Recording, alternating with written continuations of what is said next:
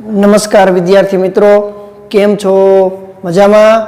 हूँ हिरेन भाड़जा, 11 साइंस भौतिक विज्ञान प्रकरण नंबर 7 कणों तंत्र अने चाक गति। आज आपणे 14मा लेक्चरनी अंदर पदार्थ चाक गति करे छे ए चाक गति करता पदार्थ माटे आपणे टोर्कनुं सूत्र तार्युं लास्ट लेक्चरमां। एना पछी लास्ट लेक्चरमां आपणे वात करी के पदार्थना कणनुं कोणीय वेगमान। हवे आपणे वात करवी छे के एक कण पर लागतुं टोर्क अने एना कोणीय वेगमान वच्चेना संबंधनुं समीकरण। तो आगळ आपणे भणी गया छीए के कोणीय वेगमान एटले शुं, तो के L बराबर R क्रॉस P એટલે કે સ્થાન સદિશ અને એ સ્થાન સદિશને અનુલક્ષીને જે તે બિંદુને અનુલક્ષીને એના રેખીય વેગમાનના સદિશ ગુણાકારને તે અક્ષને અનુલક્ષીને કે તે બિંદુને અનુલક્ષીને એની કોણીય વેગમાનની કઈ આપણે એને કોણીય વેગમાન તરીકે ઓળખીએ છીએ। તો આજનો આપણો પ્રશ્ન છે અત્યારે કે એક કણ પર લાગતું ટોર્ક एक कण पर लागतु टोर्क अने कोणीय वेगमान वच्चेनो संबंध। कोणीय वेगमान वच्चेनो संबंध।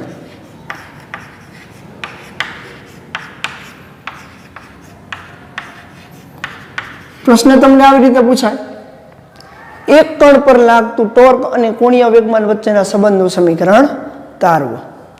तो आपने खबर छे के कोणीय वेगमान एटले शुं? कोणीय वेगमान एटले शुं तो के पदार्थना अथवा तो कणना स्थान सदिश, कणना स्थान सदिश अने ते कणना रेखीय वेगमानना, ते कणना रेखीय वेगमानना सदिश गुणाकारने, सदिश गुणाकारने ते बिंदुने अनुलक्षीने, ते बिंदुने अथवा निश्चित बिंदुने, निश्चित बिंदुने अनुलक्षीने, अनुलक्षीने तेनुं शुं कहेवाय? कोणीय वेगमान कहे छे।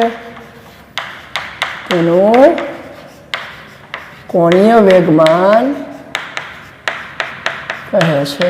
तो कोणीय वेगमान एटले शुं? तो आपणे આગળ ભણી જ ગયા છીએ લાસ્ટ 13મા લેક્ચરની અંદર કે કણના સ્થાન સદિશ r ક્રોસ એને અનુલક્ષીને જે રેખીય વેગમાન છે એ રેખીય વેગમાનના સદિશ ગુણાકારને તેનું શું કહેવાય? કોણીય વેગમાન કહેવાય। તો આપણે ધારી લઈએ, ધારો કે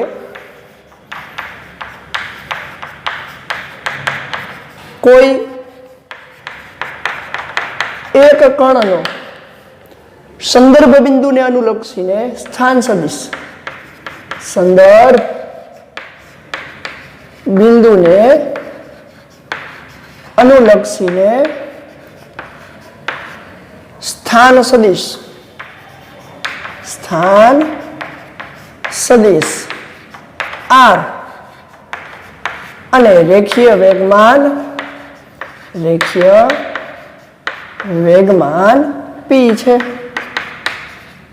आथी तेनुं कोणीय वेगमान, तेनुं कोणीय वेगमान L = R क्रॉस P अनुसार मळे। आने हूँ समीकरण नंबर 1 आपું છું। प्रश्न आपणो एवो छे के एक कण पर लागतुं टोर्क टाउ अने कोणीय वेगमान वच्चेनो संबंध। तो समीकरण 1 નું હું સમયની સાપેક્ષે વિકલન કરું, સમીકરણ 1 નું સમયની સાપેક્ષે વિકલન કરતા, ચાલો વિકલનનો અહીંયા આ બાજુ તો કઈ વાંધો નથી, ડાબી બાજુ જમણી બાજુ જુઓ r અને p સદિશ ગુણાકારમાં છે, જો કે અદિશ ગુણાકારમાં હોત તો વિકલન તો આ જ રીતથી થાત. કયા રીતથી? તો કે અહીંયા વિકલનનો ચેઇન રૂલ લાગુ પડે. ચેઇન રૂલ એટલે સાંકળનો નિયમ. સાંકળનો નિયમ શું કહે છે? તો અહીંયા પ્રથમ પદ અચળ ત્યારે બીજા પદનું વિકલન પ્લસ બીજું પદ અચળ ત્યારે પ્રથમ પદનું વિકલન. જો કેવી રીતે?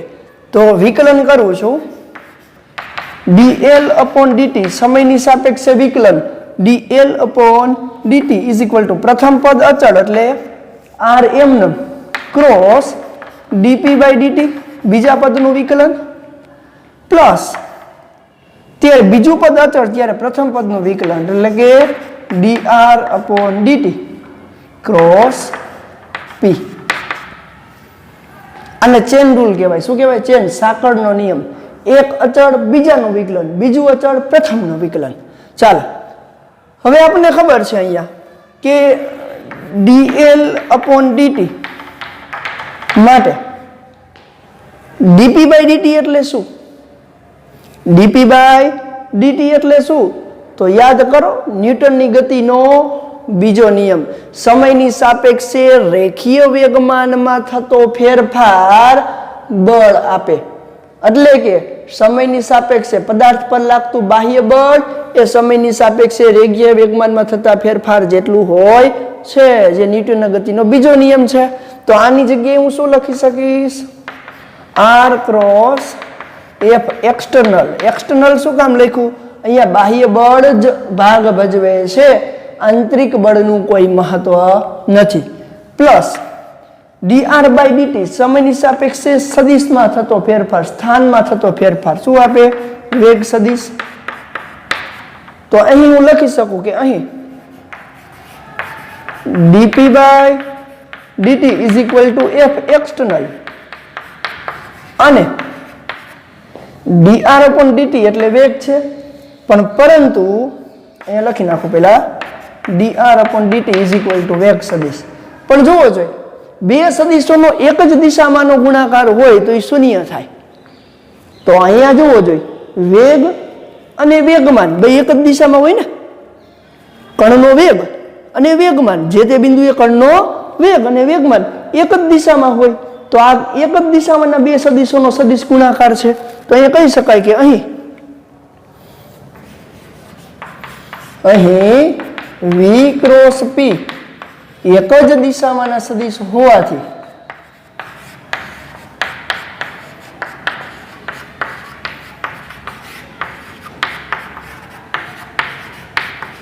એક જ દિશામાંના સદિશ હોય તો v cross p is equal to 0 થઈ જાય, શૂન્ય સદિશ મળે. તો એની જગ્યાએ 0 લખાય. તો અહીંયા હું શું લખી શકું? dp dl upon dt is equal to dl upon dt is equal to r cross f external. હવે પાછું યાદ કરો, કોઈ એક બિંદુને અનુલક્ષીને કણનો સ્થાન સદિશ અને એ કણ પર લાગતા બળના સદિશ ગુણાકારને એનું ટોર્ક કહેવાય. તો અહીંયા લખી શકાય માટે dl upon dt is equal to torque external. તો આ છે કોણીય વેગમાન અને તે પદાર્થ પર લાગતા ટોર્ક વચ્ચેના સંબંધનું સમીકરણ. તો અહીં શું કહી શકાય? જોવો જોઈએ ન્યૂટનના ગતિના બીજા નિયમ જેવું જ છે. ન્યૂટનની ગતિનો બીજો નિયમ રેખીય ગતિ માટે શું છે? જોવો જોઈએ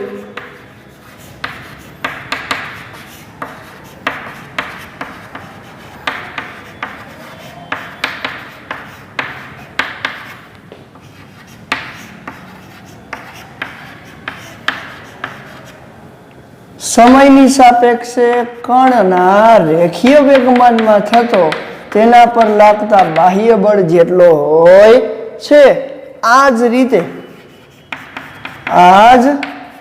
રીતે સમયની સાપેક્ષે તેના કોણીય વેગમાનમાં થતો ફેરફાર તેના પર લાગતા પરિણામી બળની ચાક માત્રા જેટલો હોય એટલે કે ટોર્ક જેટલો હોય છે. તો આ શું દર્શાવે છે? ચાક ગતિ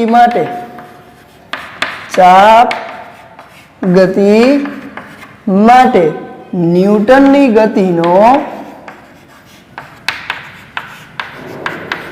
બીજો નિયમ. તો ન્યૂટનની ગતિનો બીજો નિયમ ચાક ગતિ માટે અહીંયા લખવો હોય ટૂંકમાં તો શું લખી શકાય? પદાર્થ પર અથવા તો કણ પર લાગતું પરિણામી ટોર્ક એ સમયની સાપેક્ષે કોણીય વેગમાનમાં થતા ફેરફાર બરાબર હોય છે અથવા તો કોણીય વેગમાનના સમય દરને શું કહેવાય? કણ પર લાગતું ટોર્ક.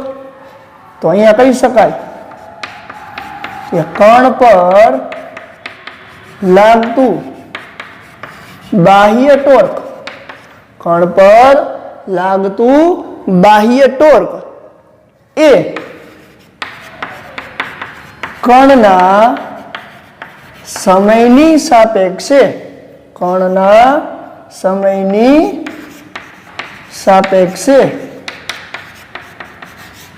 કોણીય વેગમાનના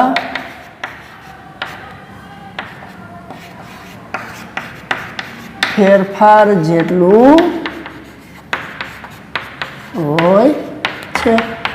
જે ચાક ગતિ કરતા પદાર્થ માટે ન્યૂટનની ગતિનો બીજો નિયમ દર્શાવે છે.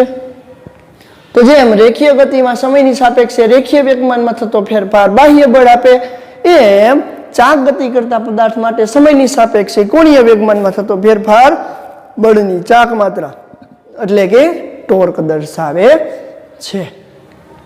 એકદમ સહેલો પ્રશ્ન છે, 2 કે 3 માર્ક્સની અંદર પૂછાઈ શકે. એક કણ પર લાગતું ટોર્ક અને કોણીય વેગમાન વચ્ચેનો સંબંધ. અહીંયા આપણે અત્યારે એક કણ પર લાગતા ટોર્ક અને કોણીય વેગમાન વચ્ચે સંબંધ જોયો. હવે આપણે વાત કરશું n કણોના બનેલા તંત્ર માટે કોણીય વેગમાન અને ટોર્ક વચ્ચેનો સંબંધ. ચાલો સ્ક્રીનશોટ પાડી લેજો જેથી લખવામાં સરળ પડે.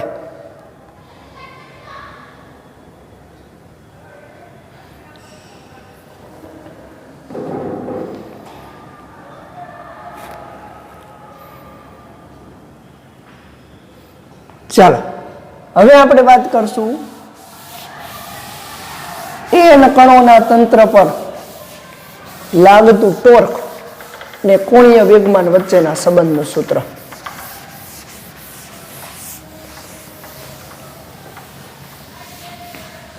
અહીંયા એક કણની જગ્યાએ શું કરી નાખવું? n કણો પર.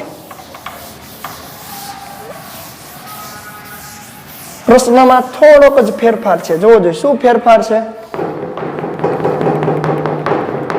એક કણ પર હતું એની જગ્યાએ શું લખવાનું રહ્યું? હવે n કણોના તંત્ર પર. પ્રશ્ન લખજો ચાલો. n કણોના તંત્ર પર લાગતું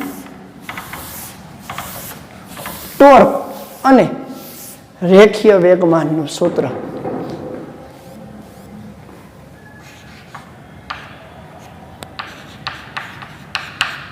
n કણો પર લાગતું ટોર્ક અને કોણીય વેગમાન વચ્ચેનો સંબંધ. n કણો એટલે આખું તંત્ર થઈ ગયું. તો n કણોના તંત્ર પર લાગતું રેખીય વેગમાન એની સાથે સંકળાયેલો એનો સ્થાન સદિશ એ આપણને શું આપશે? કોણીય વેગમાન. તો આપણે વિચારી લઈએ, ધારી લઈએ, ધારો કે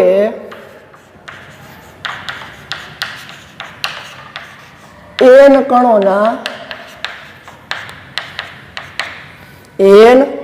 કણોના બનેલા તંત્રના સ્થાન સદિશ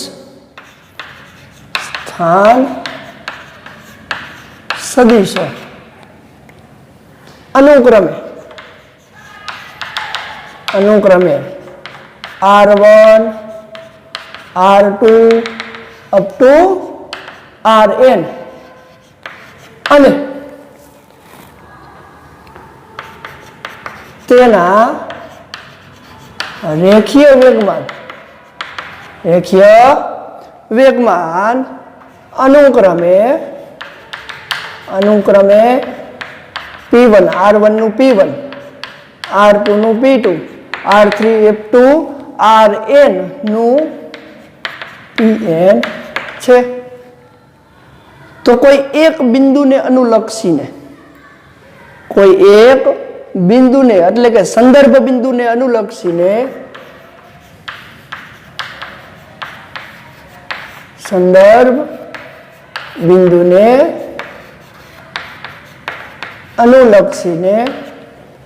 તેનું કોણીય વેગમાન અથવા તો તંત્રનું કોણીય વેગમાન. હાલો, તંત્રનું કોણીય વેગમાન આપણે જોઈ છે. તો n કણોના બનેલા તંત્રનું કોણીય વેગમાન હું અહીંયા કુલ કોણીય વેગમાન L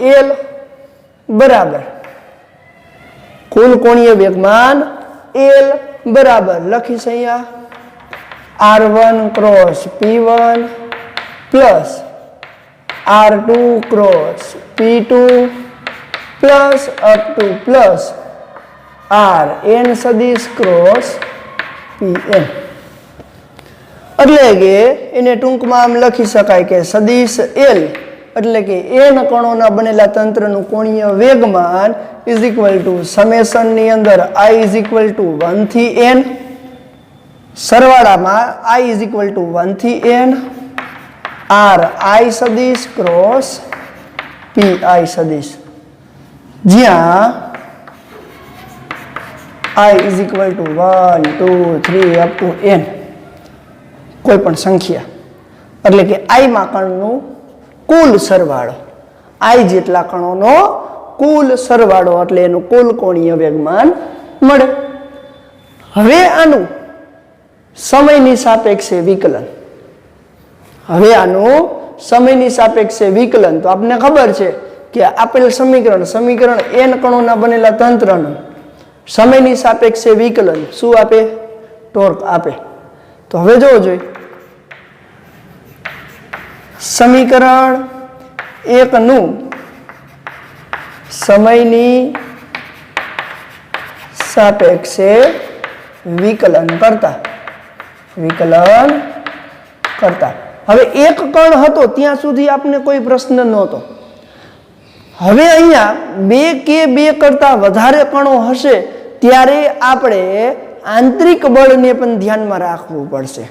કારણ કે આપણે આગળના કિસ્સાઓની અંદર ભણી ગયા છીએ કે ભલે આંતરિક બળો એકબીજા ઉપર લગાડતા આંતરિક બળોનો પરિણામી બળ તો શૂન્ય થઈ જાય છે, છતાં અહીંયા આપણે એને ધ્યાનમાં લઈ અને છેલ્લે શૂન્ય કરવું પડશે. તો જોવો જોઈએ સમીકરણ 1 નું સમયની સાપેક્ષે વિકલન કરું તો dl upon dt સમેશનની અંદર I is equal to 1 થી n એટલે હું અહીંયા પેલા d by dt લખી નાખું. સમેશનની અંદર I is equal to 1 થી n Ri ક્રોસ Pi. હવે આની કઈ પ્રોસેસ કરવાની જરૂર નથી. એક કણ માટે લાગતા ટોર્કનું સૂત્ર લાગતા કોણીય વેગમાનની સાબિતી પરથી આપણે સીધું લખી શકશું. તો કે આનું એકવાર અચળ આનું વિકલન, આ અચળ આનું વિકલન, તો શું મળતું હતું? પરિણામી માત્ર ને માત્ર બાહ્ય ટોર્ક પ્લસ અહીંયા શું ધ્યાનમાં રાખવું જોશે? તો કે બાહ્ય ટોર્ક પ્લસ આંતરિક ટોર્ક પણ લખવું જોશે.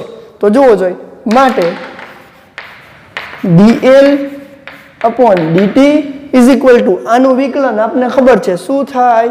Torque tau I external plus torque tau I i કણોના ટોર્ક ટાઉ આઈ કણોનું ઇન્ટરનલ,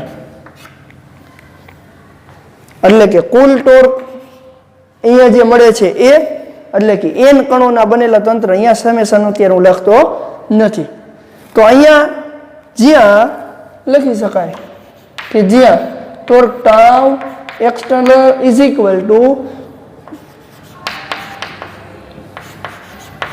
બાહ્ય બળ વડે લાગતું ટોર્ક અને ટાઉ ઇન્ટરનલ આંતરિક બળો વડે લાગતું ટોર્ક. ચાલો, તો બાહ્ય ટોર્ક તો આપણને ખબર જ છે, પણ આંતરિક ટોર્ક વિશે આપણે ઉલ્લેખ કરવો પડશે, કારણ કે આંતરિક ટોર્ક એ પરિણામી ટોર્ક શૂન્ય થઈ જતું હોવું જોઈએ. તો ન્યૂટનની ગતિના ત્રીજા નિયમ પ્રમાણે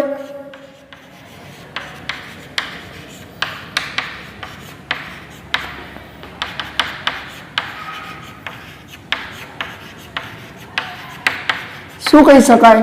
હાલો, ન્યૂટનની ગતિના ત્રીજા નિયમ પ્રમાણે શું કહી શકાય? તો કે n કણોના બનેલા તંત્રમાં એક કણ બીજા કણ પર જેટલું બળ લગાડશે એટલું જ બીજું કણ પ્રથમ કણ પર બળ લગાડે, બીજું કણ ત્રીજા કણ પર જેટલું બળ લગાડશે એટલું જ ત્રીજું કણ પ્રથમ બીજા કણ પર લગાડશે. એટલે કે ન્યૂટનની ગતિના ત્રીજા નિયમ પ્રમાણે n કણોના બનેલા તંત્રના આંતરિક બળોનો સદિશ સરવાળો શૂન્ય થાય છે.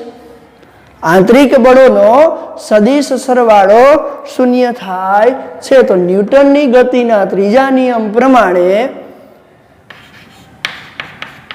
n કણોના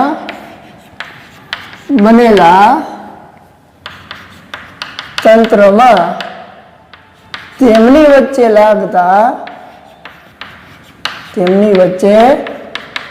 લાગતા આંતરિક બળોનો સદિશ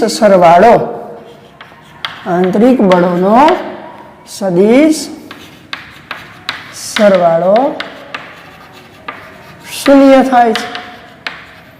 તો એના માટે હું પેલા માત્ર ને માત્ર ટાઉ ઇન્ટરનલ ની વાત કરું તો આથી tau internal is equal to R I cross F internal. આંતરિક બળ એફ ઇન્ટરનલ એટલે આંતરિક બળ પણ અહીંયા લખી શકાય, પરંતુ સદિશ સરવાળો કેનો? F internal is equal to શૂન્ય માટે tau internal is equal to 0. એટલે કે અહીંયા કણોની વચ્ચે લાગતા આંતરિક ટોર્ક શૂન્ય થઈ જાય. તો માત્ર ને માત્ર કણના n કણોના આ બનેલા તંત્રમાં મળતું dl/dt એટલે કે સમયની સાપેક્ષે કોણીય વેગમાનમાં થતો ફેરફાર, એમાં માત્ર કોણ ભાગ ભજવે છે? બાહ્ય ટોર્ક. તો આથી કહી શકાય, આથી n કણોના બનેલા તંત્ર માટે dl/dt is equal two summation ની અંદર I ઇઝ ઇક્વલ ટુ 1 થી n torque tau I external. માત્ર ને માત્ર કયું ભાગ ભજવે છે? બાહ્ય ટોર્ક. જ્યાં સમેશન ની અંદર I ઇઝ ઇક્વલ ટુ 1 થી n tau I external is equal two summation ની અંદર I ઇઝ ઇક્વલ ટુ 1 થી n r I cross f I external. માત્ર બાહ્ય બળ અને એને અનુલક્ષીને સ્થાન સદિશના સદિશ ગુણાકારનું જ ટોર્ક અનુભવાય છે. તો આ છે n કણોના બનેલા તંત્ર માટે, n કણોના બનેલા તંત્ર માટે શું કહી શકાય? તો કે એના ટોર્ક અને કોણીય વેગમાનનું સૂત્ર. તો આવા n કણોના બનેલા તંત્રના કોણીય વેગમાન અને ટોર્કના સૂત્ર માટે ત્રિપરિમાણ માટે પણ તમે આ જ કહી શકો, પણ અહીંયા લખવાની જરૂર નથી. એક્સ અક્ષ પર, વાય અક્ષ પર અને એને લંબ ઝેડ અક્ષ પર n કણોના બનેલા તંત્ર માટે કોણીય વેગમાન વચ્ચેનો સંબંધ. ચાલો સ્ક્રીનશોટ પાડી લેજો જેથી લખવામાં સરળતા થાય.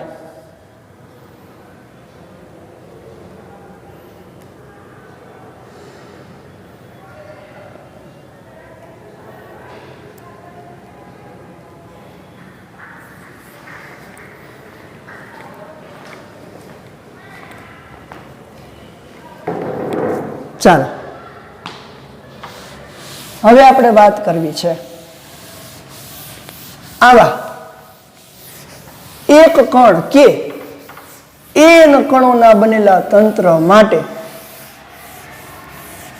કોણીય વેગમાન સંરક્ષણનો નિયમ. કોણીય વેગમાન સંરક્ષણનો નિયમ.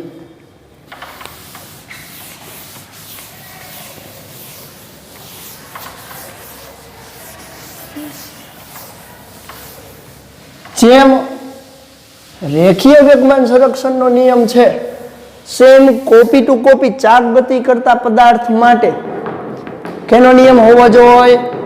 કોણીય વેગમાન સંરક્ષણનો નિયમ હોવો જોઈએ. અને એ જ કોણીય વેગમાન સંરક્ષણના નિયમની આપણે અહીંયા વાત કરવાની છે. ચાલો, રેખીય ગતિ કરતા પદાર્થ માટે જેમ રેખીય વેગમાન સંરક્ષણનો નિયમ હોય તો અહીંયા ચાક ગતિ કરતા પદાર્થ માટે કોણીય વેગમાન સંરક્ષણનો નિયમ.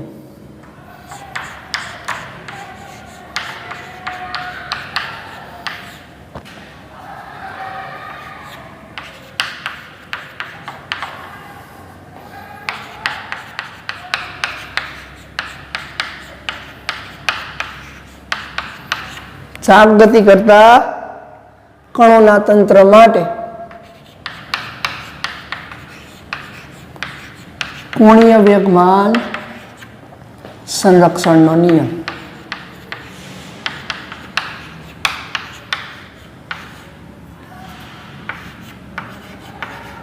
ચાલો, રેખીય વેગમાન સંરક્ષણનો નિયમ તમને યાદ જ હોય. રેખીય વેગમાન સંરક્ષણનો નિયમ એટલે શું? તો કે પદાર્થ પર લાગતું પરિણામી બાહ્ય બળ શૂન્ય હોય. પદાર્થ પર લાગતું પરિણામી બાહ્ય બળ શૂન્ય હોય તો આપેલ પદાર્થનું રેખીય વેગમાનમાં થતો ફેરફાર અથવા તો રેખીય વેગમાન અચળ રહે છે. પદાર્થ પર લાગતું પરિણામી બાહ્ય બળ શૂન્ય હોય તો પદાર્થનું રેખીય વેગમાન અચળ રહે છે. અહીંયા તો શું કહી શકાય? સેમ વસ્તુ કોણીય વેગમાન સંરક્ષણ માટે લખી શકાય. તો પેલા આપણે વાત કરીએ પદાર્થ પર લાગતું પરિણામી બાહ્ય ટોર્ક. હમણાં જ સૂત્ર તાર્યું તો અહીંયા n કણોના બનેલા તંત્ર માટે આવું લખી શકાય. હમણાં જ લખ્યું હતું dl upon dt is equal to summation ની અંદર I is equal to 1 થી n tau I external એટલે કે સમયની સાપેક્ષે કોણીય વેગમાનમાં થતો ફેરફાર એના પરિણામી બાહ્ય ટોર્ક જેટલો હોય છે. અથવા તો ચાક ગતિ કરતા પદાર્થનું પરિણામી બાહ્ય ટોર્ક ટાઉ હોય તો એનો સમયની સાપેક્ષે કોણીય વેગમાનના ફેરફાર જેટલું થાય. તો હવે આપણે ધારી લઈએ કે આ n કણોના બનેલા તંત્ર માટે જે પરિણામી બાહ્ય ટોર્ક છે એ શૂન્ય છે. તો આપણે ધારી લઈએ, ધારો કે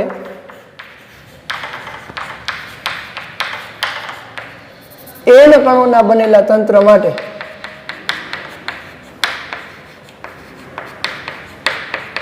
અથવા તંત્ર પર લાગતું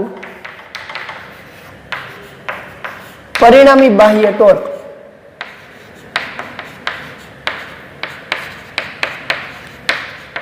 શૂન્ય છે. હાલો, n કણોના બનેલા તંત્ર પર લાગતું પરિણામી બાહ્ય ટોર્ક શૂન્ય થઈ ગયું. ચાલો, બાહ્ય ટોર્ક શૂન્ય થઈ જાય એટલે આમ લખી શકું dl/dt = શૂન્ય. આ 0 માટે કોણીય વેગમાનમાં થતો ફેરફાર શૂન્ય. આથી કોણીય વેગમાન L = અચળ. કોણીય વેગમાન L = અચળ. તો સમયની સાપેક્ષે કોણીય વેગમાનમાં થતો ફેરફાર શૂન્ય એટલે કે ચાક ગતિ કરતા પદાર્થના n કણોનું પ્રારંભિક કોણીય વેગમાન અને અંતિમ કોણીય વેગમાન કેવું હોય? સમાન હોય. એટલે બેનો તફાવત લ્યો તો શૂન્ય મળે. એટલે કે પ્રારંભિક કોણીય વેગમાન જેટલું હશે એટલું જ અંતિમ કોણીય વેગમાન હશે. એટલે કે કોણીય વેગમાન અચળ. તો નિયમ જેમ ત્યાં હતો એમ જ તો અહીંયા લખી શકાય, ચાક ગતિ કરતા પદાર્થ માટે ચાક ગતિ કરતા કણોના તંત્ર માટે કણોના તંત્ર પર ચાક ગતિ કરતા કણોના તંત્ર પર લાગતું પરિણામી બાહ્ય ટોર્ક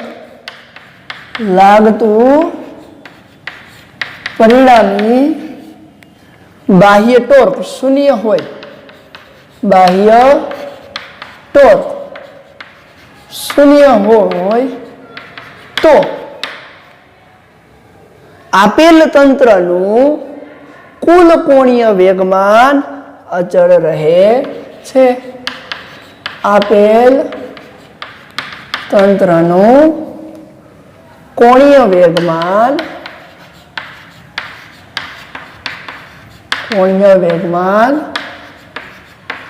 અચળ રહે છે.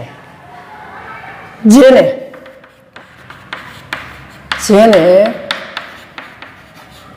કોણીય વેગમાન સંરક્ષણનો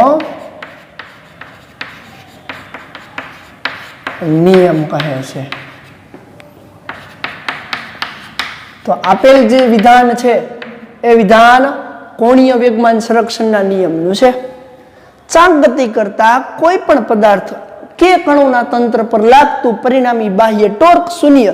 બાહ્ય ટોર્ક શૂન્ય એટલે આપેલ તંત્રનું કે પદાર્થનું કોણીય વેગમાન અચળ રહે છે. હવે ત્રિપરિમાણની અંદર પદાર્થ ચાક ગતિ કરતો હોય, ત્રિપરિમાણમાં પદાર્થ ચાક ગતિ કરતો હોય અને એ તંત્ર પર લાગતું કોણીય વેગમાન અચળ આપણે લેવું હોય તો આપણે ધારી લઈએ, ધારો કે કણોનું તંત્ર x, y અને z સમતલમાં ચાક ગતિ કરે. x, y અને z સમતલમાં ચાક ગતિ કરે છે માટે x અક્ષ પરનું કોણીય વેગમાન અચળ એટલે એને હું k1 વડે દર્શાવું. y અક્ષ પરનું કોણીય વેગમાન અચળ k2 વડે દર્શાવું. બરાબર અચળ એટલે k2. અને z અક્ષ પરનું કોણીય વેગમાન એટલે k3. જ્યાં k1, k2 અને k3 અનુક્રમે x, y અને z અક્ષ પરના કોણીય વેગમાનના અચળાંક છે. કોણીય વેગમાનના અચળાંકો છે. એટલે કે જરૂરી નથી કે ત્રિપરિમાણમાં ત્રણેય અક્ષ પરના કોણીય વેગમાન સમાન હોય, એવું જરૂરી નથી. x અક્ષ પરનું કોણીય વેગમાન કંઈક અલગ હોય, y અક્ષ પરનું કોણીય વેગમાન કંઈક અલગ હોય અને z અક્ષ પરનું પણ કોણીય વેગમાન કંઈક અલગ હોય. છતાં પણ x અક્ષ પરનું પ્રારંભિક કોણીય વેગમાન અને અંતિમ કોણીય વેગમાન સમાન હોય. y અક્ષ પરનું પ્રારંભિક કોણીય વેગમાન અને અંતિમ કોણીય વેગમાન સમાન હોય અને z અક્ષ પરનું અંતિમ કોણીય વેગમાન અને પ્રારંભિક કોણીય વેગમાન સમાન હોય ત્યારે એના પર આ કોણીય વેગમાન સંરક્ષણનો નિયમ લાગી શકે છે, જેને આપણે વાત કરી છે કોણીય વેગમાનના સંરક્ષણ સ્વરૂપે. તો અહીંયા લાગતું પરિણામી બાહ્ય ટોર્ક શૂન્ય, એટલે જેને આપણે કીધું કણોના તંત્ર માટે કોણીય વેગમાન સંરક્ષણનો નિયમ. જોઈ લેજો, ચાલો સ્ક્રીનશોટ પાડી લેજો જેથી લખવામાં સરળ પડે.